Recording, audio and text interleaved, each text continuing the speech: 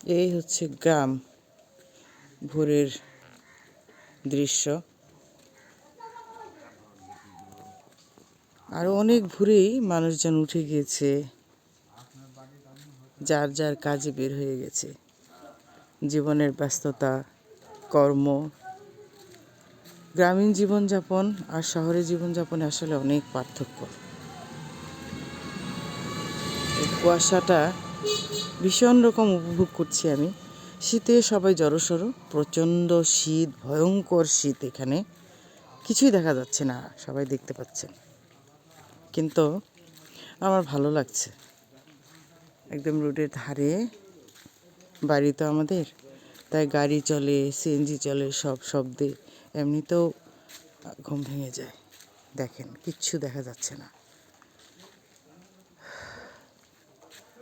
প্রকৃতির কি এক অপরূপ লীলা খেলা, এক এক ঋতুতে এক এক রকম। তো বহু বছর পরে এমন শীত উপভোগ করছি, গ্রামে এসেছি বলে, শ্বশুর বাড়ি। আমার কিন্তু বেশ ভালো লাগছে। নামাজ পড়ে বের হয়েছি, রাস্তায় একটু হাঁটছি। এখন যে রং চা খাবো। এই হচ্ছে প্রকৃতি।